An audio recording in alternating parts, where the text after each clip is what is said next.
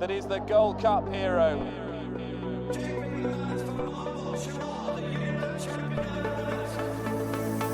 Two of the most admirable chasers you could possibly wish to see. Relentless, remorseless, and pounding Cheltenham Star into submission.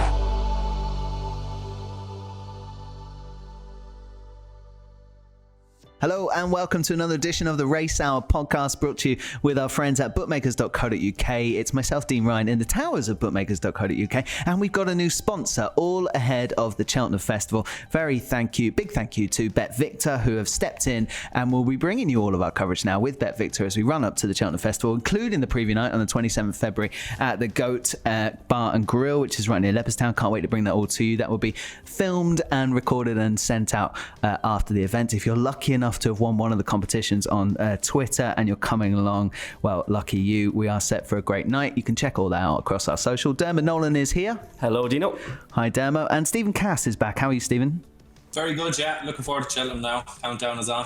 Very much is. I think we're just under 3 weeks to go, which is superb. Can't wait to go there. And, well, let's crack on with... Are you going to Cheltenham? Myself and Diarmuid Nolan will be there for the week. Yeah, we're... Can you get we're sharing a house, Steve. So, yeah, we're sharing a house, which I don't think will end well. Nah, you'll be okay. Well, I don't know. I don't know if I'll be able to talk to Demo after 4 days of completely disagreeing with him. Over every race, because we never agree. You're going for the full week. Oh, you definitely fall out. Yeah, exactly. I'm going Wednesday, Tuesday, Wednesday. That's enough. We're going to have a big Barney later on about the Supreme. That's the first race of the week. We're in big trouble. But, you know... Just while we're on it now, right, I'm going Tuesday, Wednesday, but I'm staying in Bristol. So if you have a house in Cheltenham, I'll stay on your couch Tuesday. All right, I'm on your couch Tuesday night. Brilliant. And you record the podcast with us then on Tuesday. We'll do a live podcast from the Beehive after race. We will be doing, this is an announcement we haven't really told anyone, we'll be doing a podcast every day of the Cheltenham Festival. I'll be there. Brilliant. No, you have to wrap me into it. Brilliant, perfect, Stephen. Right, super. You can get control here again. You can referee, Stephen. I'm a little bit concerned though that having the three of us in one room would even be worse. I'd much prefer you on the phone. Okay, so let's crack on, because in the usual format of the Racehour podcast, we're going to have a quick look back at what happened over the last week or so. Then we're going to have a quick look at Kempton on Saturday. A bit of Newcastle thrown in with the Ida Chase, and then after that we will be doing a quick Cheltenham Ante-post preview. It probably won't be that quick actually, because we're covering the novices, so the Supreme, the Ballymore, the Albert Bartlett, the Mayor's Novice, and the Triumph Hurdle. That's all to come on the show. Let's kick off with Tiger Roll. Back, I actually thought he ran really well on bad ground, and all systems go. The O'Learys have put the toys back in the pram and confirmed that he will go for a national, providing Cheltenham goes well, Demo, which is all good news. All fantastic news, yeah. As we were saying last week, it was a bit rich of them in the first place, but look, they came to the right decision, and that has to be applauded. I don't think it mattered too much on Sunday really what way he did it. It's all about the 3 weeks time, but he showed an awful lot of life. He was there 2 out to go and win his race, which is the big thing.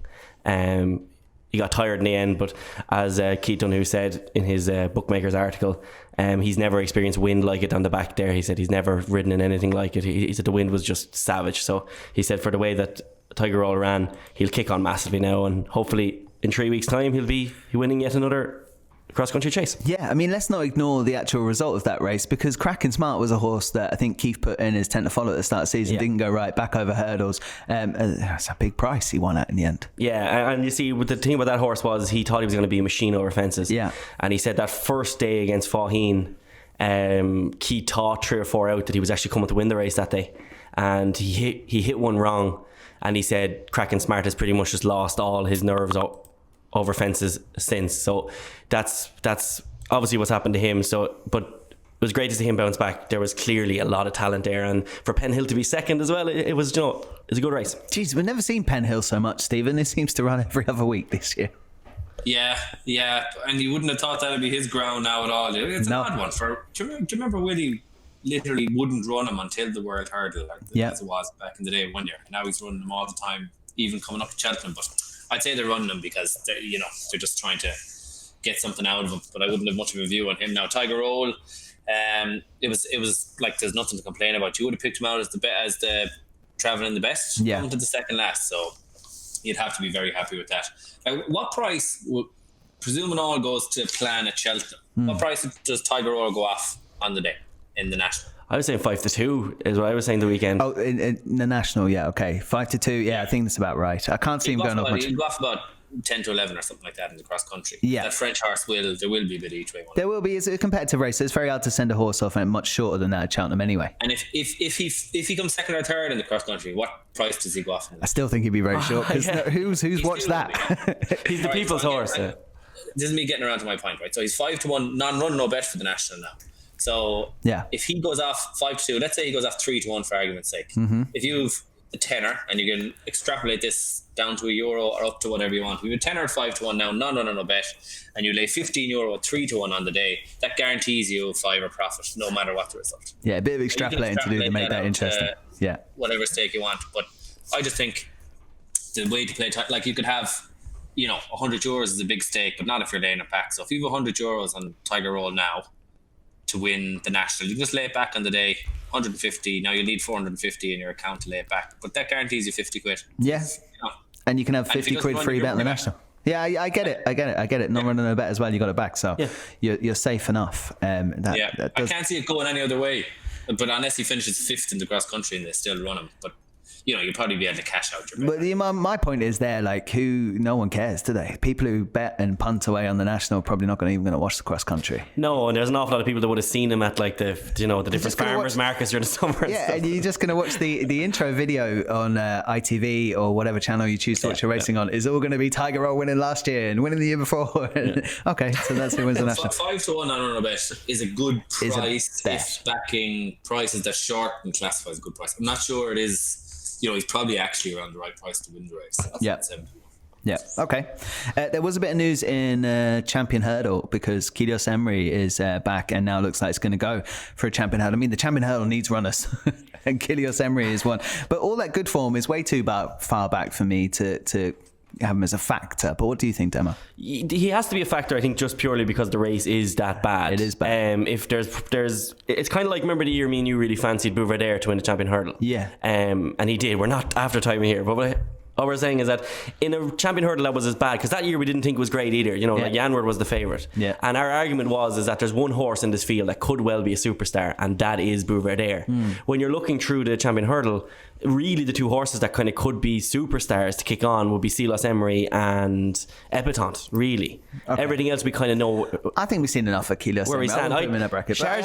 Charge is my fancy. I wouldn't be backing Kilios Emery. I don't even think he's that great a price. You kind of would want price. Yeah, he's a terrible price, so like for what he's achieved, but all my point is, in such a bad year you couldn't put anyone off him, but I wouldn't be running out to back him. Easy to understand the move, isn't it, Stephen? It is, but I'd give him absolutely no chance at 6 or 7 to 1, whatever it is. Like he was getting away from Durasso the other day. Durasso was kind of coming back to him at the line. He jumps very up and down, up in the air. He's not slick over his hurdles at all. Now, the big thing with Kilios Emery, if you go back and watch Le Bake's Supreme, he absolutely got buzzed up that day. He flew from the front, totally faded, didn't get up the hill. I can't see him getting up the hill the way he runs anyway. He's too much of a free goer. He's going to hate the hill, and Cheltenham could really not suit him like it didn't a few years ago in Le Bake's Supreme. There's loads of reasons to take him off. He's no chance. He has no chance in the Champion Hurdle. There will be people out there who fancy him. I'm not one of them. Something's going to run to 158 and beat him. Do you know? Like that's a 10 to 1 on shot. So no, can't have him. Like Benny Diarmuid should be going for the Champion Hurdle. She'd win it.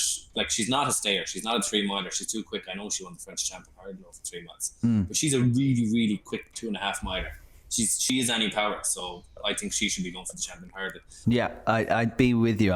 It's not even on my radar, even though I understand why they're putting Kilios Emery in a Champion Hurdle this year of all years. Let's talk about the Ascot chase, because Surname and what we saw on ITV, it was a bit of a worry for a while that maybe the horse wasn't going to be okay. Thankfully, both Surname and Traffic Fluide were fine, so that's good. But Riders on the Storms had a very hard race there, in my view. All right, at the end it looks like it's pretty easy because nothing left to race up the running. I mean, that probably will help Riders on the Storm going forward, but that was a hard race to take into the festival, I thought. Yeah, it was unbelievably hard. I suppose it kind of backs up the point that I don't think the owners will care now about a Ryanair, really. They bought a horse privately in the summer, who's gone and won all around them since. It was a brilliant purchase. They've done really, really well with him. He's won a Grade 1 now. It was very bad viewing. It wasn't a great race to watch at all. Surname looked absolutely wrecked. Traffic Fluid was probably coming to win, I thought, jumping the last. Yeah. So I couldn't have had him anyway for the Ryanair. I think he's a very good handicapper, and I think the weekend kind of fell into his lap. I think he's a very good horse, but I just don't have him as being. I think there will be better horses in the Ryanair than him anyway. Like I'd have Min well past him. But really, really good win. Great to see. But the race itself was horrible viewing, and I think like all of the races at Ascot the weekend, it's a form that you can take with a pinch of salt. Yeah, it was a tough watch over the weekend, Stephen. I thought, would you take Riders on the Storm forward into Cheltenham? I thought he enhanced his reputation because he was battling away with Surname. But my one concern before that race was that he would do exactly that and then maybe leave a festival behind. Yeah. He's definitely a better horse than most people were giving him credit for. And the way he really travelled very sweetly into that race. There's an engine there. He kind of reminded me a bit of Waiting Patiently, actually. The way he, when he was at his best, that he just really smoothly went into his races. But there's two elements to this. I'd say he's left it behind him. It's too hard a race. All the wise guys are going to be in the Cheltenham preview saying, the Dublin Racing Festival is too close to the festival, and it'll leave a mark, and horses run badly. This is 2 weeks after the Dublin Racing Festival, bottomless ground. But the other thing is Tizzer just runs all his horses anyway, and he somehow manages to get them right. So this horse could flop, and then wait. Twiston. He means Twiston. That's right. Yeah. Oh, sorry. Yeah. Twister runs all his horses. The two. This actually applies to Twiston Davies and to Tizard. They just run their horses, which is great to see. So he will run, and he probably just sweeten them up for Aintree thereafter. Yeah. But I don't see him being right for the Ryanair. So you would take him on. Now, if he was a bigger price, I'd consider backing him because he travels so well. But I think they're going to have it all to do to beat. Well, Riders. Yeah. I agree. Riders on the Storm was a bit of a hipster horse last year. We all liked him for the novice. I don't know how you can't win that race with that horse now, but that's poor old Tom Taft must kind of have his head in his hands at the moment. I know they can kick on, but it's it must be very hard for any trainer. The thing to take out of that race is Traffic Fluid for the National. Why not? He's going to get into the National. There's no penalties. He surely, ran 6 or 7 pounds above his mark there. He's a good stayer. So he's interesting for the National. Yep. Stephen, I'll come to you first on the next one because he's a bit of a conundrum horse. Is Sporting John. Looks flashy, looks classy. They've got a couple of options at Cheltenham. Really like the way he went around and did his job at the weekend. For me, I thought it was a supreme performance, but maybe it seems connections immediately. We're talking Ballymore.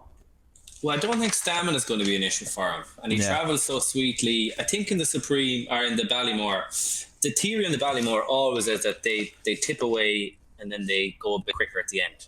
So if you're Gordon Elliott, what are you going to do with Envoi Allen in that scenario? You're going to have him up front, aren't you? You're going to have him probably actually making it. So if Envoi Allen's doing that race is going to set up lovely for Sporting John to have one run of them after the last. Right. And I just think he travels so well. He's so classy. Master Debonair, he didn't run his race, fair enough, but he kicked the rest of them out of the way. And that Pipe Smoker isn't a bad horse either. I thought it was awesome. I really loved it. I just wish he was a little bit bigger. I'd love to be backing him at 12s all day each way for the Ballymore.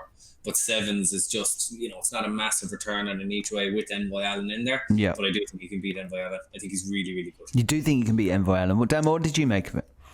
I really liked the performance. His form, if you like the UK form, is up there at the best of them, really. Beating Harry Senior the way he did. He's definitely stamina is not an issue for him. I think the Ballymore all day long is his race. And I don't think the UK trainers will be scared of Envoi Allen. Obviously, they will take him on. I just still have this thing about that Ascot the weekend. The winning margins were all huge. I think performances were made to look far better than they actually were. I really like that Pipe Smoker, but I think like a lot of Nicky Henderson's novice hurdlers, they can be kind of soft in their early days, and I think he didn't handle the conditions as well as Sporting John did. And I think as much as it was a brilliant performance, I think Ascot really everything was accentuated. It was all looked like it was far better than it actually was. And whilst I really liked this horse, I'm not sure I'd be backing him for a festival as current odds anyway. Okay. I mean, what I would take away from that, and I take your point, is that, you know, Sporting John didn't look to have that tough a race at Ascot, so that will actually stand him. He's got a nice prep in before Cheltenham. I think he's very interesting. I thought that as well, Dean, but I watched it back. Yeah. If you watch a few strides after the line, he looks really tired. Okay. And he's pulled up very quickly. That's the only thing. Now, but I'm not a big man for this. Oh, he ran through the line and they couldn't pull him up. Or he was same. So I don't want to talk out of both sides of my face. So I don't really think that's a thing. I don't like to take that into account. But he did look tired. You know, he was blowing, and it is soon enough to Cheltenham, but at the same time he's really classy. There was a serious wind there as well at Ascot, like, as in, he did have to run into it. So, like, as tired as Surname and them were jumping the last, he did it easily, very easily. He got there, he was still running in the same conditions, like, he has to have felt some bit of it. He's but it's still a good gap to Cheltenham. You know, it's 20 something days. Keith Dunne said in his article this week, Steve, that people don't seem to understand sometimes how long 3 weeks is with a horse, and that a horse can go from working very badly to working very well in 3 weeks, and an unfit horse can become a fit horse very, very quickly. And you know, it's 3 weeks with these animals can be a very long time. And the other thing, I was going to make this point when we were talking about Sporting John for the Ballymore, but I thought Pipe Smoker wasn't put into that race at all. I thought he got a very easy ride, and we've seen him fly up the hill before behind Chantry House. He loves the hill. He is made for the Martin Pipe. He's just perfect for it. And I'd really, once the entries come out for the handicaps, and they're betting on the Martin Pipe, if you're getting anything bigger, like 16 to 1 plus, Pipe Smoker would be my one for the Martin Pipe at the moment. Yeah, Hendo's been very complimentary about him before as well when he's pitched him up against other runners. So, okay, that's an interesting shout. Let's talk about Copperhead, because he entered the RSA picture now. I think it's up to 155, Stephen. This horse, for me, could be one for the 3 mile sixer, but you have to think about the RSA now after that performance. Yeah, definitely. He reminds me of Native River. So they could go either way with them. I would probably chance him in the RSA if he was mine. I just don't like the 4 mile or 3 mile sixer as a race. If I owned him, you know, it's a very hard race. That said, he did have a hard race. That must have taken it out of him on Saturday because he went so hard. Yeah, he's a lovely horse. If he was mine, now there's no way they will do this. I'm starting to doubt myself now. He's Tizzard, isn't he? He is. He's Tiz. Right, so Tizzard will run him because he always runs them, right? But if he was mine, I'd be minding him now for Hennessy next year. He just looks made for it to hopefully get a bit of soft ground at Newbury's next November. And he's got the same mark that Native River had going into that, and they're able to get them ready for that. That's what I'd be thinking with him in the long term. He probably doesn't have, he might have the class to win an RSA. Those horses though, those ones that progress up through the handicaps and are real grinders, there's not many of them you'd pick out that won RSAs, is there? Sure. You know, it's generally the classier Irish horses are the ones that have been coming through grade ones that tend to win it. So I don't know, I don't like the 3 mile six as a race. He's probably got more chance of winning that. But I'd run him in the RSA if I owned him. Do you know what I mean? And see where you stand. And see where you are. I would. I mean, I think I'd all be about getting a winner. And if I wanted a winner, I'd run him in that, the formerly known as the 4 miler demo. What do you think? I'd echo all that. I think as well he did it relatively easily again. He was travelling. He would have picked him out about 4 out, but it's a very, very hard race. It was, and a couple of them were actually travelling for a little while, and then they just with him and just fell in a hole. Danny Whizbang and stuff like that. Yeah, and Pim, as Nicky Henderson said about Pim has done nothing wrong before Saturday, but the conditions were so bad he just didn't take a cut of the single fence. Couldn't jump out of it. Yeah. So whilst you have to like Copperhead going forward long term, he's the quintessential Welsh national horse actually. He's too good for a Welsh national. Well, he's not. Like he's not. He could win a Welsh national off 160. He's a Gold Cup horse. Native River did, but just for this year for an RSA, I just could not. No, okay. Couldn't be having him. Talk to me about Emerton demo, because Paisley Park is looking for a contender. Emerton's back form tells you that we don't know where the ceiling is. Put that bad run behind him real quickly. One poor effort at Cheltenham on the record, which trainer's blaming himself for. And now Emerton 12 to 1 for the Stayers Hurdle. Yeah, David Weldon gave this horse a big shout last week. Yeah, we thought on the Racehour podcast. The value. Anyway. Yeah, and he was very, very good. Warren Greatrix has previous here with the Stayers. He's a very good trainer on his day, but he doesn't have talked him up Edmonton is good.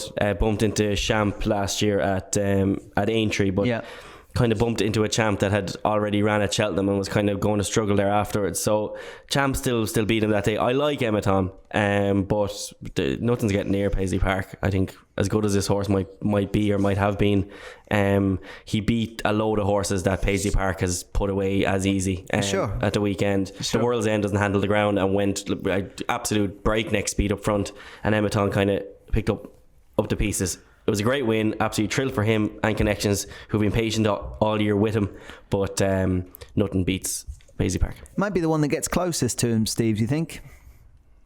Yeah, he's a massive end, this horse. He's loads of ability, but there's definitely a quirk. You're mad about quirks. He doesn't. yeah. But there is a quirk in this fella because he does get roused along and he hits, the flat spots or whatever you call it. But he runs around and he did his ears prick jump in the last at Haydock. But there is a quirk in him, and I'd be very worried that move that Gavin Sheehan made, where he was last just coming out of the bend and coming into the straight, and then he moved him up and he hit the front very quickly. That was bananas move for a jockey to make. So if he does anything like that at Cheltenham, he'll have no chance of getting up the hill. And I'd be worried that it'd be in his head that this is what we need to do with this fella. Get him when he's off the bridle, go for him. Whereas I'd let him find his rhythm more, would give him a chance of getting up the hill at Cheltenham. I don't think Cheltenham will suit him. So I couldn't have him on my mind for a World Hurdle, but he does have a fair engine now. He's a good horse. Okay. I think he might be the one that gets closest. The division doesn't have much in it. Because Paisley is so good, division doesn't seem to have much in it.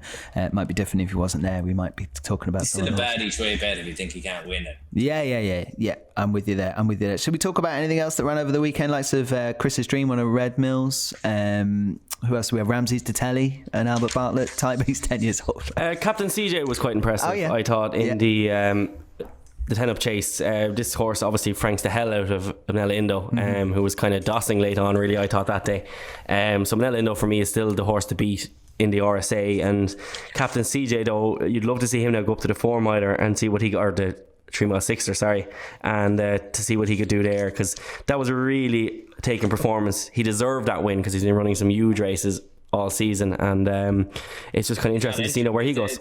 The entry's out for the 3 mile 6er, I think. Yeah, I don't think he's entered. The Irish National, I think, is the plan for him. Oh, he's not. Sorry. Yeah, no. Sorry. And the Irish National is a bit of a soft spot this year because of where Easter falls, I think. So that's not a bad move. Yeah, best luck to you. Think it's going to be soft spot to beat about 15 Gordon runners in the Irish National. No, I know what Dean means. Some of the better horses won't be going to the Irish National, although the prize money tells you that actually is probably the place to go, Fairy House, and the money that's involved there is unreal. Yeah, the type of horses that are running the Irish National aren't. A lot of them aren't Cheltenham horses anyway. Sure. Horses and those kind of horses. So they're kept for it anyway. Mm-hmm. Yeah. Okay. Anyone want to pick anything else out? I mean, do you see Ramses Detelli? He's a big hipster horse now for Cheltenham, isn't he? He was this chase, a Welsh national horse. He is, but he needs about 5 miles, isn't he? The Albert Bartlett tends to go the way of horses who have had a lot of runs, but he takes a lot of boxes.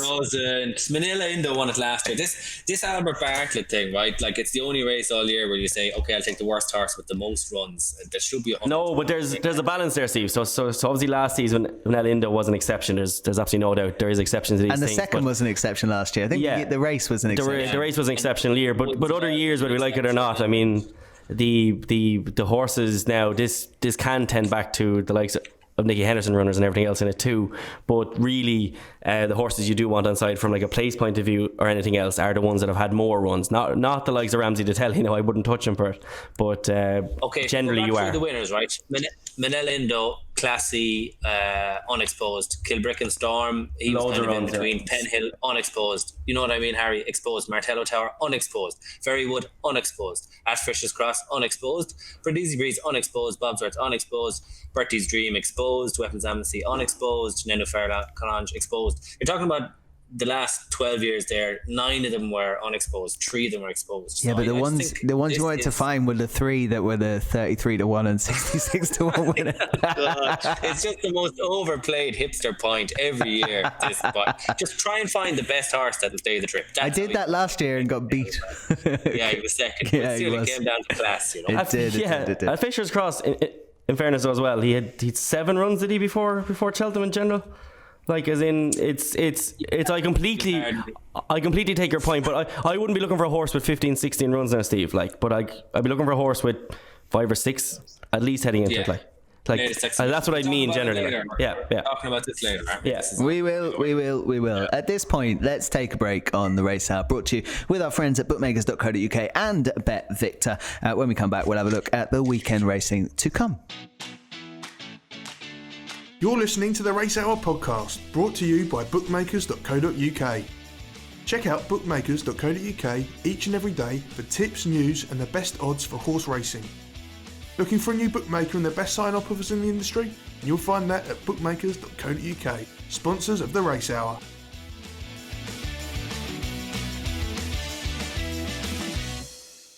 Okay, welcome back to the Racehour podcast, brought to you with our friends at bookmakers.co.uk and Bet Victor, all the way to the Cheltenham Festival. It's time now for Stephen Cass, Diarmuid Nolan and myself, Dean Ryan, to go through the weekend racing to come. Now, there's a bit of rescheduled action on here. There's actually some nice racing on this Saturday. I might kick off with the 1:15 at Kempton, which is the Betway Pendle Novices Chase, Grade 2. Reserve Tank is back out. 84 days seems a long time for Colin Tizard not to have run this horse, but Reserve Tank is back and it's nearly spring. So I'm going to row in with this and say I don't need to look much further. I really like Reserve Tank, and at 5-2, as it currently is with Bet Victor, that would be where I'd go. But Diarmuid Nolan. Yeah, he needs the ground to be better than it is at the moment. The ground will be soft there. So for me, I would be taking him on again. Now, Kempton is the best of the tracks, really, when it comes to the ground not being desperate. But as far as it still goes, he's just not a horse I'm interested in at all until that ground starts coming up good to soft properly. All his form last season, his best form, all came on that, and as well as that, it's very hard to know what he's actually achieved last season, because he was beating up horses at Aintree and then Punchestown, horses that were tired from Cheltenham, a trip that he didn't go to. So I'd be happy enough to take him on. And the horse that I landed on here was a horse who has form at the track. His trainer, Chris Gordon, is in great form, and that is Comanche Red. Okay. He should have won here at Christmas, really. He ran an absolute blinder, and he has the experience. He'll handle the ground, he'll handle the trip, he'll handle everything here altogether. He has he won here at Christmas even, beating Simply the Bets, who's backed that up since. We went on to Cheltenham, and so whilst he lost to Reserve Tank at Wincanton, this is all much more in his favour today. And whilst I think Reserve Tank will be the best of these long term, on Saturday with the ground not to be ideal, I'm happy to take him on. Okay, Comanche Red for you, 9-2 with our sponsors Bet Victor. Stephen Cass, give me the winner of the 1:15 at Kempton, please. Well, just with Reserve Tank, I don't think he'd run on soft ground. Like, it was good ground at Aintree and Punchestown. It was soft the last day when he was really disappointing. I don't think they'll want to run him on soft ground. Like, I'd say with Reserve Tank, maybe they're thinking, I don't know if there are any media stories about him during the week running, but if I was thinking on it, you'd find a soft race on okay ground, and Aintree might be the thing for him, and Punchestown, because he won both tracks last year, and you don't want to sour him on soft ground again. I think the 9-2 Comanche Red, there's 11-2 out there. That's the bet, because if Reserve Tank comes out, I'd say he'll be going off around 2-1. I think there's also a chance Master Tommy Tucker mightn't run, because Paul Nicholls is Southfield Stone in this, and Bryony Frost is jocked up, and Master Tommy Tucker isn't jocked up. Now, if Master Tommy Tucker, if you heard he was running, the 3-1 on him is also a bet, because he was going best in a Grade 1 the last day. He loves soft, loves Kempton. You can so you could take a view here. You could back Comanche Red at 11-2, Master Tommy Tucker at 3. He's 6-4 Dutched, and I think he'll have the winner of the race between it. But if I was to have a bet now, I'd probably, because he's jocked up, because he's progressive, he loves soft ground, Comanche Red 11-2 is a very good bet. I'd also like to back Master Tommy Tucker if I knew he was running.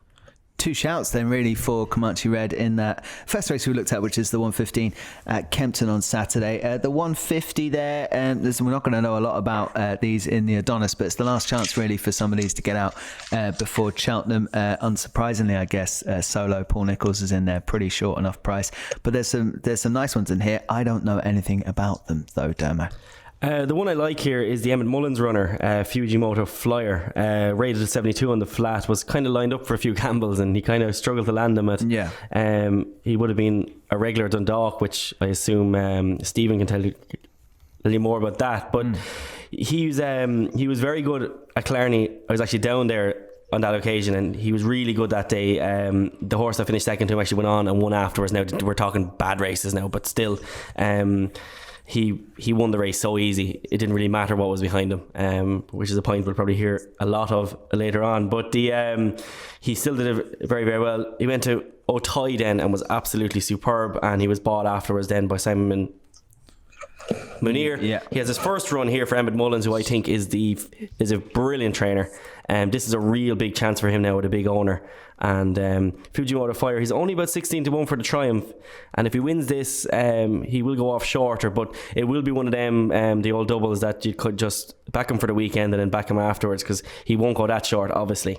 But I'm still looking for another horse in the Triumph, because I'm not keen on the front of that market, and I quite like his chances here long term if he obviously gets the job done on Saturday then. Okay, yeah, let's get the Adonis out of the way first. Stephen, any view?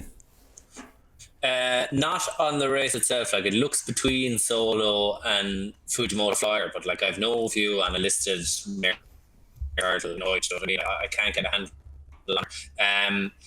What I would do here is, this is my usual kind of skullduggery with the bet, but there's only one bet to do here, and it's back Solo for the Triumph at 16 to 1 on no bet.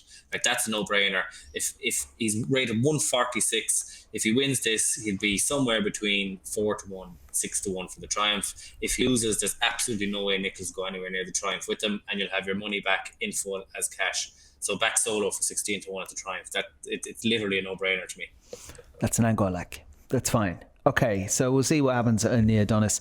I really hope actually it goes well for Emmett Mullins, though. Yeah. I have to row in with that. Fingers crossed it does. There is some kind of what are they calling this? I don't know. Lingfield. We'll skip that. I'm not. We're not going near the flat. We're not touching the flat. No, Cheltenham all the way. 225 at Kempton is the Betway Kingwell hurdle. We're back in action here. I wonder if Fuso Raffles will turn up this weekend, Demo. Interesting to see. The ground will definitely be better for him than it would have been at Wincanton, but we're still not talking good to soft ground. It will be soft or worse at Kempton, definitely. So if they pulled him out last weekend for that ground, you'd kind of maybe struggle to see him run, but he needs a run, in my opinion. You don't want to go back to Cheltenham off the pulled up effort. So I understand why they would have missed last weekend. They probably won't want to run him on soft ground either. I know, but I know there's no. It's a tough one for them, like. There's nowhere to go but a jumper's bumper, I suppose, really, after this then, is it? Like, so they're coming up, right? They've put on a couple. Okay. Yeah, so he could end up there with Champ maybe, but it'll be interesting to see. But I quite like Elgin anyway for this. I mean, the Alan King yard obviously hasn't had a terrific season, so as was pointed out last week by Dave Weldon, he could need this very much so. He has had a very long break, but he's still a horse that beat Chittibello in this race when it was run at its proper track at Wincanton. He beat Chittibello, giving him weight that day, and he gets weight this time. Fifth in the champion hurdle behind Bouvard Air, which is obviously much better than any form that there will be over this division this season. So whilst obviously he will need it, he could well come on for it. I'm just gonna row in behind Elgin, thinking that he's the best that he is, and he should win. 6-7 to 1 or so around for that. I mean, I don't think much of that Pete Dorhey race the other day, and it's entered now for this grade 2. Stephen, I'd be surprised if he ran. Yeah, because Paul Nicholls' ambassadors are double the price of everyone else in the Ante-post market. But he has Keldestan in there. I love Keldestan, and he loves soft ground. He's a real battler. Keldestan will run to around 154, 155, and that'll take a lot of beating in this race. So if he wins here, I would fancy him, but he might go to Fontwell on Sunday. So it's very hard to view. I don't think Chittibello is running up to his form this year, so I wouldn't be backing him. Fusil Raffles might run at the ground. You get a lot of stick for having a podcast on a Wednesday when you don't know what the runners is. Yeah, sure. There's two sides to that coin. Like, one is there's loads of angles you could take, like that reserve tank race that Comanche Red's 11 to 2. He could go off 7 to 4. So there's a lot to be said for it. But this is the kind of race that it's very hard to take a view on at this stage. If Keldastan runs, I will definitely back him if he's 3-1 or bigger. There's 9-2 there now, so maybe he'll be confirmed at some stage in the next couple of days, and that would be the best for me. Okay, I'm going to go with a flyer here and tell people that I think Fred is going to be competitive in this, especially if a couple of those top ones come out. Penny dropped the last couple of days, and I know there's a big reputation behind Fred. It'd be interesting to see if Fuso Raffles runs, obviously in the same ownership, but if it doesn't, Fred, I think around 20-1 right now. If I was going to have a bet right now, that would be where I'd go, and I might do that after this podcast. Should we talk about the Ida? We'll step away from Kempton for a little minute and talk about the Vertem Ida handicap chase, which is at Newcastle at 2:45, 4 miles, 1 furlong and a half to go around Termo. It's tricky enough to find. Well, I love these races. Yeah. I do love them, and generally think I can find something to go well at a decent price. But it already says heavy ground. It won't be fun watching for the PC Brigade, but I do like these races. Yeah, I love these races. Look, this is the sport we love, and just on that whole PC Brigade, racing needs to back itself, particularly over these weeks. We have races on heavy ground. That's the kind of sport that it is. Every season. Every year this happens. So this whole thing of races should be called off, no, it just shouldn't happen. The only way it should be is if there's serious doubts over safety. Over the next few weeks now, the whole sport needs to come together. This race is 4 miles and a half a furlong. The jockeys are smart enough to know when the horse is done, they will pull them up. They can't go. But there's one horse here that I think is very, very interesting, and it is it's Glittering Love. Knocked up a 4-time last year. I remember watching him at Ayr. He beat a horse called Capard King. Now that horse isn't great, but Capard King was travelling all over him. And he just Capard King couldn't get to him, and he just kicked and kicked and kicked, and he just stayed all day. And I remember just kind of thinking to myself that this horse will really be much better now when he gets up to a really far trip. Nicky Richards, a brilliant trainer, won this in 2018 with Baywing. This horse looks like this season has been completely built around this race. He has the future champion jockey really in Brian Hughes up on his back. I think there's an awful lot in his favour, and 12-1 for a horse that I think will really love this trip. He'll love the ground. Is huge, in my opinion. It's the only horse I've got written down. Yeah. Glittering Love. I really like him. I think everything you said about him. It's a £20 penalty. No, yeah, everything you said about him. I would echo. I think this will just be ideal. And I actually think the run at Newcastle last day, obviously, it's too short a trip, which sounds weird, just under 3 miles. But Glittering Love, yeah, I think it'll go really well, and is a very backable price right now. Stephen Cass. I'm not going to pretend I know a lot about these horses, but because I was on the podcast, I normally when I look at a race, I have a quick glance at the betting, and I might rule a couple out that say, no, that's too short for me when you know the horses, and I start looking at the other ones. This one I watched all the videos and then looked at the betting, and I couldn't believe that Fortified Day is available at 16-1. He won at Newcastle over 3 miles the last day on soft ground, and he just relished every yard of it. He's only had 4 starts over fences. He's won his last 2. So he's on 132. Like, he's never going to be anything higher than 140 horse probably, but he is still progressive. Sean Quinlan's jocked up even his hurdles form. So the last he had over hurdles, he was second to Decor Irlande, who was obviously a very useful type of Noel Kelly's during the summer. So I just could not believe that this fella is out there at 16-1. The way he likes soft ground, he likes the track, he'll stay, he's jocked up. Seems a big price to me, so Fortified Bay at 16-1 will do for me. They're coming from the same race as well, because Fortified Bay had Glittered Love behind it in Newcastle last day. I think there's a £7 turnaround now, so we're kind of like in the same form line here, and they're both priced very similarly. Okay, that's the Ida. Let's dash back over to Kempton then for the remarkably timed 3:02. Why would you add 2 minutes on? I still don't get this. There's no one can. No one can explain it to me. You don't like changes anyway, do you? But it's just so that the races don't blend together, really, isn't 3:02 at Crayford. It's not the end of the world by any means. You've someone to blame if something's late. It's clearer who's at fault, and I think it keeps them all on their toes as to get races off. And this is important. People are watching the 2 channels. They are watching all the racing and having the times there. It's clear. Look, you better be off at this time.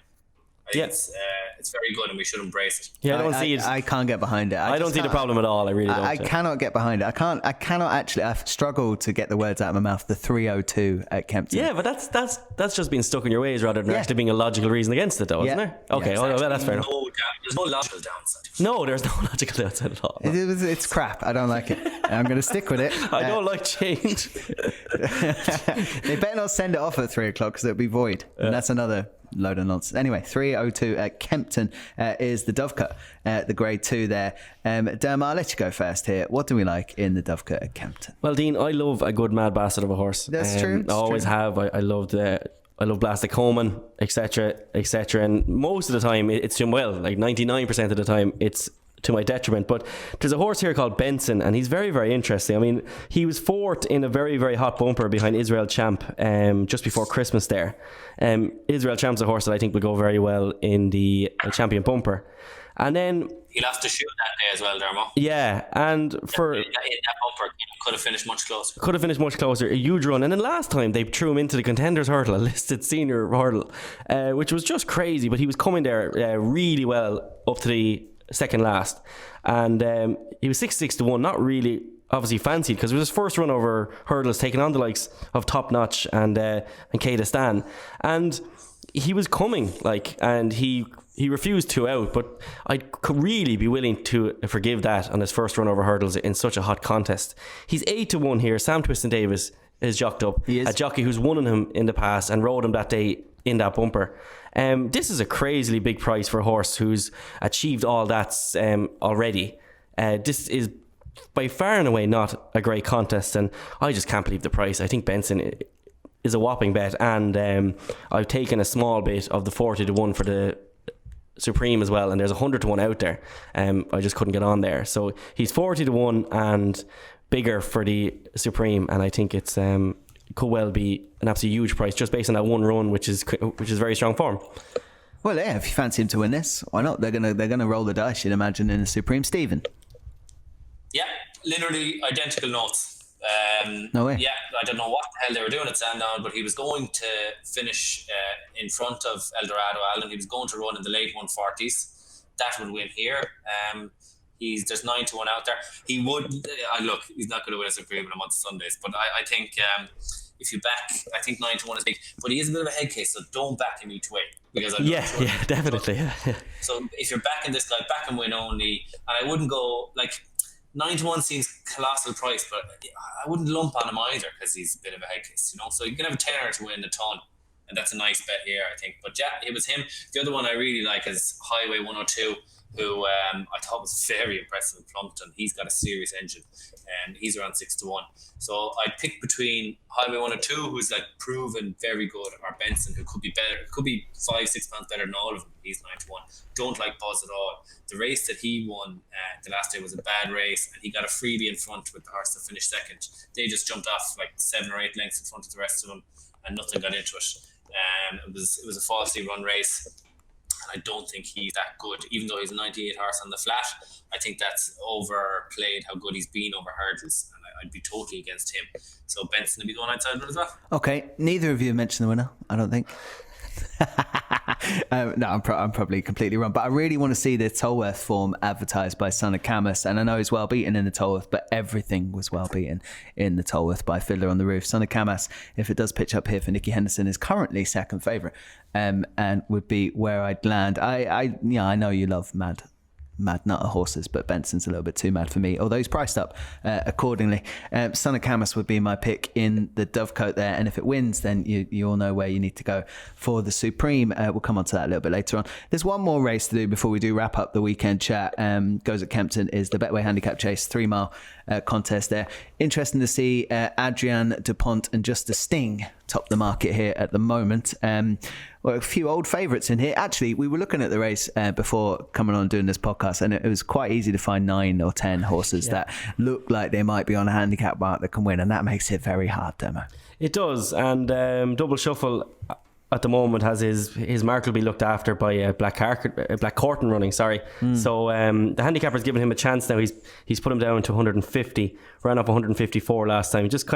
He hasn't been taking a cut in his races this season, but like he was 8-16 behind Vindication, which is understandable not to be in that race. I mean, he's a really improving horse. And then last time didn't get into it behind Riders in a Storm. Again, a horse that's kind of, has gone on to back that up. So there is explanations as to why this horse hasn't been running his races. His mark has just been that bit too high. Like he was 13th or 12th behind Cadmium at Aintree last season as well. So he is a very good horse. He's got very good form here at Kempton. Last season ran in this exact same race off 154 and finished a 1 length second. So he's running here for 150 or £4 lower. Tom George and Johnny Burke are having a great season. I think 10-1 is quite a big price about him. Okay, Stephen Cass, view on this race? He loves Kempton. His record at Kempton is 1-2-2-5-2, and one of those two is in the King George. The 5 is in a King George, and the 2 was in this race last year off £4 higher. I'm not a big fan of this will have been his target all season, but this will have been his target all season. Tom George's horse seems to be running better this season.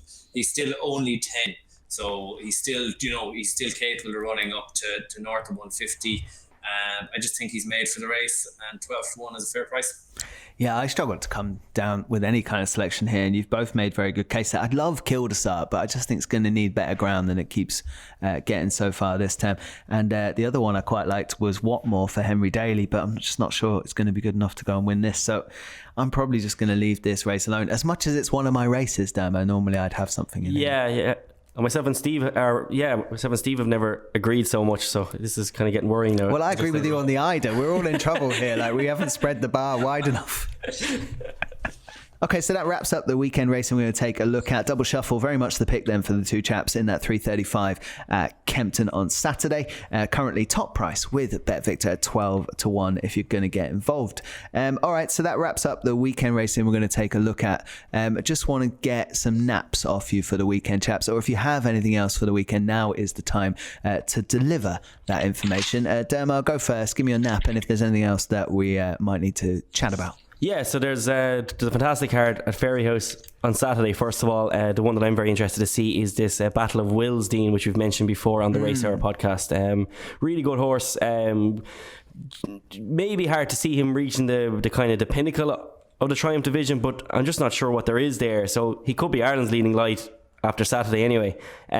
He was well punted last night from 33s into 16s for that race, but that was probably more Mr. David Jennings mentioning him as well. A stable tour chat going on, wasn't there? Because everyone went to visit Gordon, and that's it. Yeah, as soon as you mention a horse name and race, and it's 33. He probably was the wrong price as well. Just on it.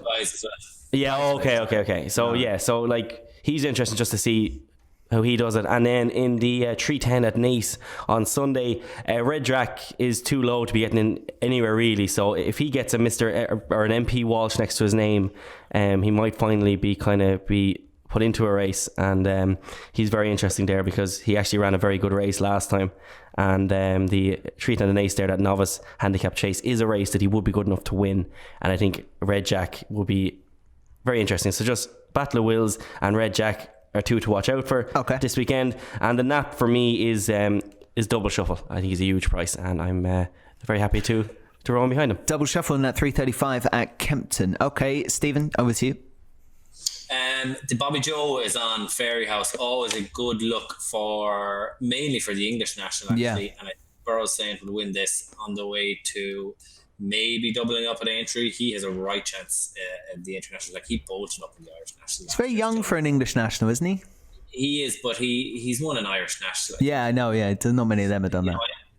That's a stat that's waiting to be broken. Yeah, it's definitely horses win at Aintree, so it wouldn't put me off. If he can win an Irish national, go and win a Bobby Joe, I'm not going to rule him out of Aintree because of... Now, he if I was to pick one for Aintree, it'd be Potter's Corner, but I think Burroughs Saint has right, and I think he will win the Bobby Joe. And Andy Dufresne's entered on Sunday at Naas. Is it the Grade 3 Novice Hurdle? What is happening with this horse? They took him out, they didn't enter him for the Novice Hurdles at Cheltenham, and then he's showing up in a Grade 2 Novice Hurdle at Naas on Sunday. He's rated 144. If he wins that and improves a bit more, he's guaranteed to be placed in the Supreme with his mark. I really don't know what they're doing with him. I'd be interested to see him in with a view to to the handicaps at Cheltenham. So handicap entries are coming out on Thursday. Yeah. So keep an eye out. If he is in the county, would be the race for him. Possibly the Card Cup, but he doesn't really stay. So county for him. He's rated 144 in Ireland. Like if you look at him, he absolutely destroyed Cobbler's Way over 2 miles. And Cobbler's Way is now rated 145. Andy Dufresne off 144. He obviously looked like he was going to win at Avon, but latest exhibition outstayed him, beat him a couple of lengths. Latest exhibition's rated 148. I don't see how the English handicapper can rate Andy Dufresne higher than latest exhibition. So there's a ceiling there that he actually can raise him much more than maybe 1 or 2 pounds from the 144. So if he's getting into the county hurdle off that, then I think he is one to watch. He's not even in the betting for it at the moment, but I'd be watching him for the entries and him on Sunday, and bearing that in mind. Okay, interesting runner is Andy Dufresne. You have to give me your nap of the weekend though, Stephen. I will just at the prices, I'll say 11 to 2 Comanche Red. Okay. Even though I think Master Tommy Tucker could beat him if he wants. But look, we'll go for it. Comanche Red in that 115 at Kempton on Saturday. I'm going to take a flyer with Fred in the 225 at a big price if that race does cut up a fair bit. I think Fred is a decent price at around 16s and 20 to 1 available. Okay, that wraps up the weekend to come preview. And when we come back, we'll be talking all things Cheltenham Festival as we look at the novices, Supreme, the Ballymore, the Albert Bartlett, the Mayor's Novice and the Triumph. Of course, you're listening to the Race Hour, brought to you with bookmakers.co.uk and Bet Victor. Don't delay. Head over to bookmakers.co.uk today. Welcome back to the Race Hour podcast, brought to you with our friends at bookmakers.co.uk and Bet Victor. It's time to turn our attentions to the Cheltenham Festival and the novice contests. We're going to take a quick look at the Supreme, the Ballymore, the Albert Bartlett, the Mayor's Novice and the Triumph. Some of these races will be quicker to dissect than others, I feel, but hopefully we've got some angles for us. It's Diarmuid Nolan, Stephen Cass and myself, Dean Ryan. Let's kick off with the Supreme. I'm struggling to work out this market and have been, and I've tried my very best to work it out. If I was pricing up, I'd have Abracadabra's favourite, but Stephen Cash, you don't like this horse. I don't like Abracadabra's, no. I think there's definitely a kink in him. He's a bit of a rogue. I think he's very much a speed horse, so I think the flat track would suit him better. He's a real choppy, quick ground action, so the softer ground on the first day with the hill won't suit him in my view. That coupled with the kink in him, I think 5-6 to 1 is probably the right price on him and fair on his form. But I won't be backing him really at any price just because I don't like him. I watched the bumper back there, and he travels so well alongside Envoi Allen as they come round the bend, and then you can almost see his stride doesn't really lengthen on that hill, does it? It kind of I'm not going to say it shortens. He's quick, but at the same time, he doesn't do what a horse like, say, an Asterion Phalange does, or a Fiddler on the Roof does, or an Envoi Allen does, which is just suddenly there's a little bit more gait in them. He seems to be, I would say, short-strided, maybe. Yeah, and I think, if there was 1.5 mile hurdle races, he'd be... Yeah, he's lightning. Yeah. But I really don't think the hill is going to suit him. And they say the Supreme is more first ayers. It's a real stay-in 2 mile race, so I don't think it's going to suit him at all. I'd be against him. Shiskin, the worry, I think he's very short. And even while ostensibly on form, the run the last day was extremely good and impressive. There was something about the way he finished out the race that I didn't like. He didn't really run through the line. Now Henderson, I'm too lazy. I might do this in the next few weeks and look at the Henderson horses beaten in the Supreme. He's not too hard on them. And he did say when he won a bumper at Kempton in March, Henderson said, this guy's a big raw horse and we'll have to take our time with him. Henderson's going to push the buttons on this fella to have him really, fighting for his life in the Supreme. Be worried about him. Fiddler on the Roof, just no. Beating Jeremy's Flame isn't good enough on collateral form. Fair enough if he was 16s or 20s, but not at single figures. Like Jeremy's Flame was on the bridle of coming to the second last, so it looked like a good win. I think Fiddler on the Roof is going to be an awesome chaser and an awesome 3 mile chaser, but not in the Supreme. Asterion Phalange, just to my eye, obviously this could still be anything. He's kind of like Champagne Fever in that he's a staying 2 miler that we don't know much about. But to my eye, he looks like a slugger. And I think the ground on the Sunday like some horses you have to take a view on this ground at the Dublin Racing Festival. Like I thought Delta Work did it at his ease in the Irish Gold Cup, but I thought Asterion Falange had a really hard race, just the way he went about it.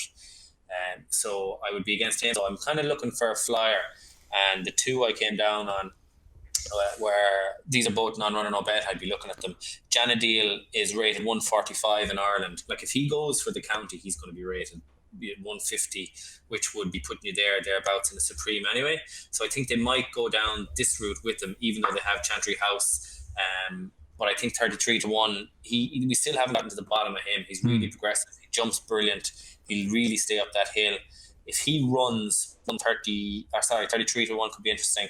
And I think they have the county winner anyway in Andy Dufresne. So I would chance Janadil here.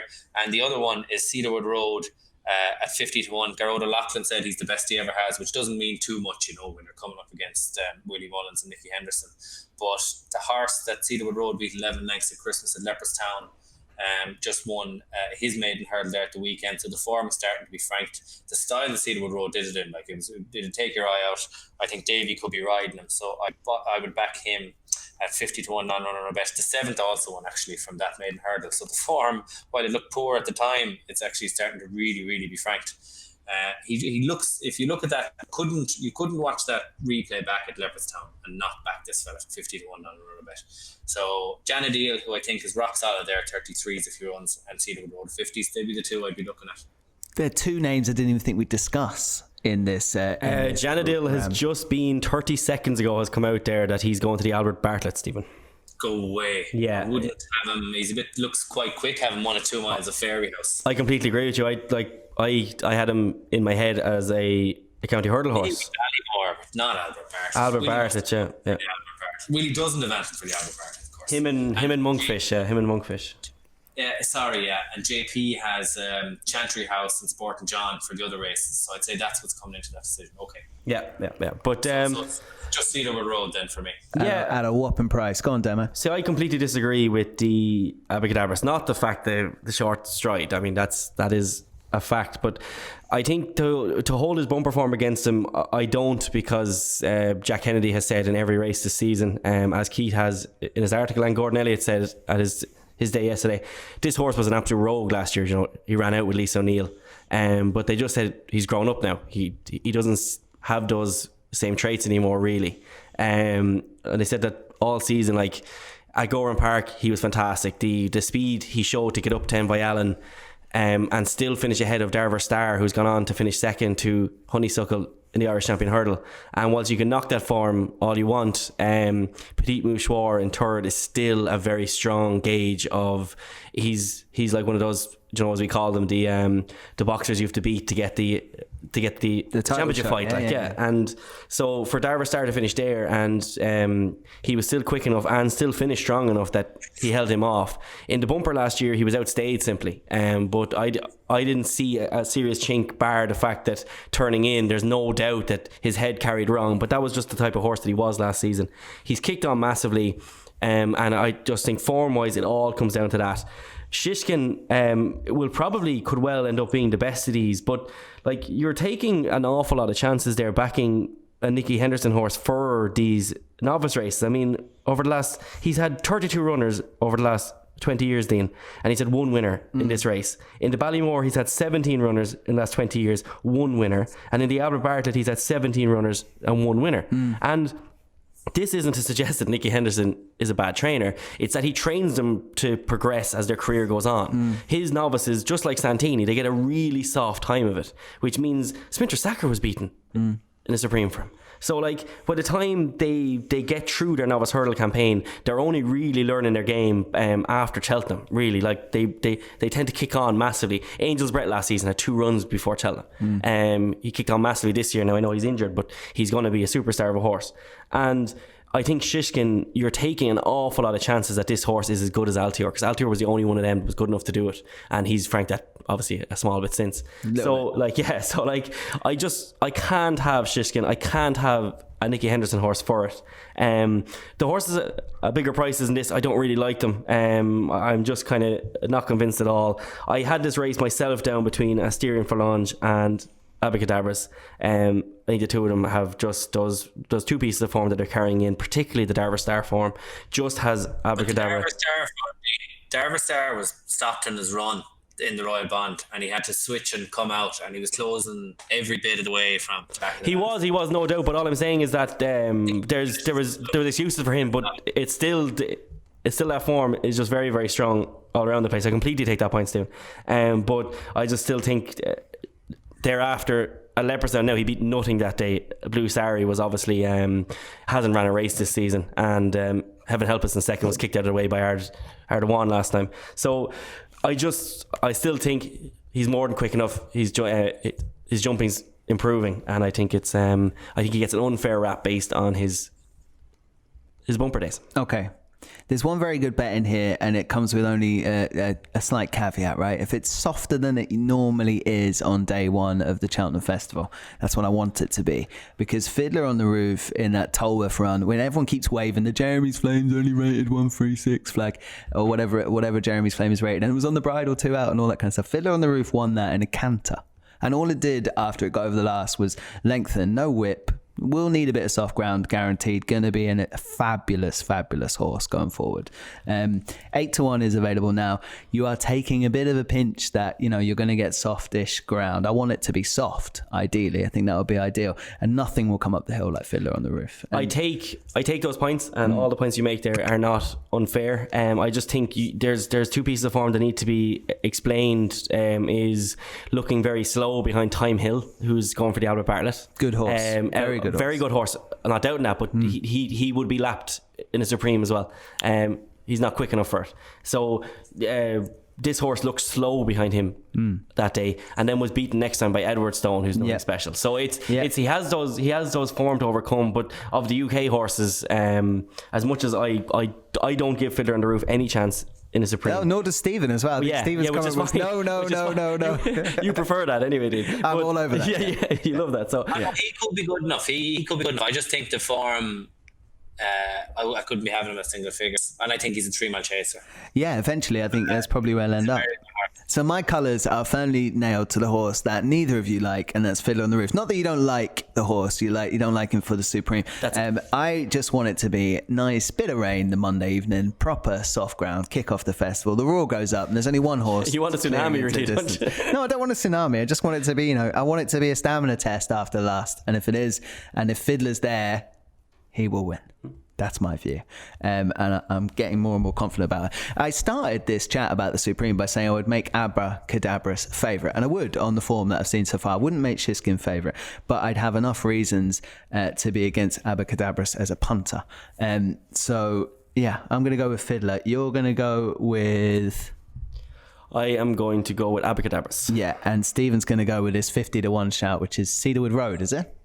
Yeah, and they probably said they wouldn't run him at him, but Chris Jones, he's the Clarence Davis colour, so the winner of What a Charm. I think they'll be tempted to run him. You might as well, you're not going to do any damage to the horse running them in the Supreme and then keeping him for next year for a chase. No, yeah, of course not. Absolutely. All right, let's kick on then to the Ballymore. Now, the race kind of revolves around one horse that's been at the top of the market ever since they intimated that this would be where they were going to go. It could have gone Supreme with Envoi Allen. They could go Ballymore with Envoi Allen. Looks like the Ballymore is the race. Currently, you're looking at an even money poke, even though we're 3 weeks still out. Everything Envoi Allen has done suggests he's more than good enough to win any running of a Ballymore. Does the likes of Sporting John at the price that it currently is tease anyone into backing against the Fav? No, not particularly for me anyway. I think there's taking on a favourite, and then there's finding an each way angle, which I have in the race as well, but I wouldn't be taking on Envoi Allen per se. Sporting John, for me, I think any runner, I will not like any runner that came out of that Ascot cart. Yeah, I think he's going to be a superstar, but I just couldn't have him now for a Ballymore. I think it's a tough race. As much as people say it's a speedy race or whatever else, God almighty, you still need to see it out.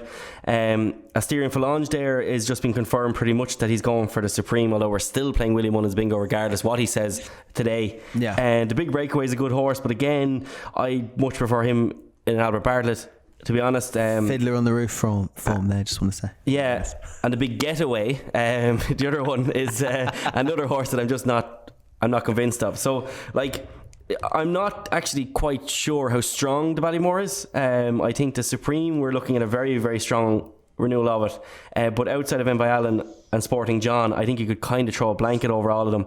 This is why, like, you still have the likes of a latest exhibition is kind of only on 20-1 there, when he's more than likely going for Albert Bartlett. It's just because it's not great. So one horse who has been confirmed to go here is Elixir Dene. I liked him for a Supreme. I still think going from a front there, he could have caught a few of them out, but he'll more than likely be doing the exact same tactics here. I'm approaching this from the simple point of view that I think the form that Envoi Allen is carrying into this race, from all around him, from bumpers, from everything, is just far and above everything else in the race. And I think that Elixir Dene, whilst he bumped into him last time as only a half fit horse, I think he's good enough to finish second to him once again. Okay, Elixir Dene could finish second to Envoi Allen. I'm very much of the opinion that you're only trying to find what's going to finish second, Stephen. I'm not so sure. Envoi Allen reminds me a little bit of Dunguib, in that everyone has fallen in love with him from awesome bumper performances. But I have not been blown away by him over hurdles. I thought he didn't finish out his race very well the last day. People raved about that form being amazing collateral form. How's it looking now? He beat Elixir Dene and Longhouse Poet, who didn't even stay. Will you get off it? Elixir Dene absolutely pulled the head off himself in that race. Yeah, but he hasn't been able to Frank the form. And Longhouse Poet was staying on behind him. He was closing on him, and he looked like he didn't stay then behind latest exhibition. So I'm just not sure how good that form was. Like, everyone was raving about it. Royal Bond, Darva Star didn't get out, and I think he might have given him a race at collateral form. Afterwards, I think Darva Star would have had a chance to give him a race. I think his form has been overplayed. The one thing in Envoi's favour is he's so relaxed, does everything easy, and his jumping is so good. But if he comes to the bottom of a hill and clatters one, there's nothing in him to say that he's a 165 horse yet. He's any ounce of form over hurdles to suggest he's doing anything like that. So if there's a 155 horse in there, and maybe a 160 horse, he could easily be beaten, and I think that's Sporting John. So I don't think there's much else in the race. The Big Breakaway is way too leery for me. He doesn't look classy enough. The Big Getaway is too raw yet. He's a big giant of horse. I think he's the biggest they've ever had in Willys, and he looks a bit green. So I think he's a bit of learning to do. So I'm coming around. I know at the start of the podcast I said I wish Sporting John was a bit of a bigger price. But I think he could be the better horse. So I'd back Sporting John. Okay. I can understand that. I think if you're going to take him on, it's probably that one. Fiddler on the Roof runs here, and if it does, I'll probably be having a sporting bet, although I do think Envoi Allen is clearly the one to beat, as does the market. Fiddler on the Roof should have a better chance in this because of toe than he would in the Supreme. Like, this race, this is the race for him, I would have thought. Yeah, maybe, but I think it's going to depend on the ground. If it comes up soft first day, they're going to go and devour the hill in the 2 miler. They said if it's heavy as well, that Envoi Allen could end up in the Supreme as well. Yeah, potentially they flip the other way. I can understand that. Okay, the winner of the Albert Bartlett is Time Hill. Anyone would be willing to discuss that? I am a latest exhibition fan, but I do really like Time Hill, Dermo. It's the front 2 in the market. Time Hill is excellent. Latest exhibition deserves all the respect in the world. I was really against him last time, but he was just brilliant at Leopardstown. He'd be staying all day, and it'd be a great win for Brian Cooper and Paul Nolan. I'm kind of not overall. I'm not willing to give up on my bet on Fury Road. To be honest, last time the ground was quite good. He didn't handle it at all. Gordon Elliott was saying something very, very similar yesterday in his review, and he just said this horse will turn up at Cheltenham soft ground. Harder race over 3 miles will suit him much more.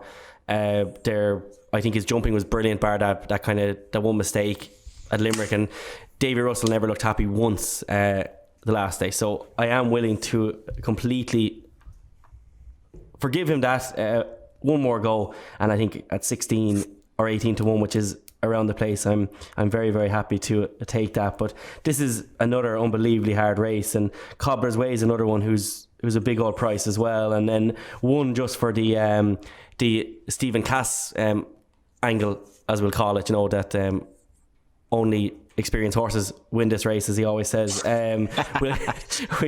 Redford Road is a horse who ticks an awful lot of boxes, just in the fact that he's as hardy as been around the place as hell. And some nice form in there. He won well. He's a massive price. Massive price. Yeah, and he's on the day, and 33 is a huge price, and he has a good chance. Yeah, so 33 is for him, and Fury Road at 16 in. Happy there with them too. You're hoping a Road wins the Albert Bartlett. Stephen Cass. Yeah, I like that Redford Road. I also kind of like Champagne Well, who was second to him, giving him weight. He's had 9 hurdle starts, has that experience angle. But I do think class will come to the fore here. I think latest exhibition, the form of beating Andy Dufresne is awesome. And he really went away from Cobbler's Way, who's a decent horse. I don't think Cobbler's Way would stay this 3 mile trip, but he went away from him and beat him quite convincingly at the back of the last. So I think 3 miles on pedigree and everything, the step up and trip latest exhibition is going to be better again. He's back hardened.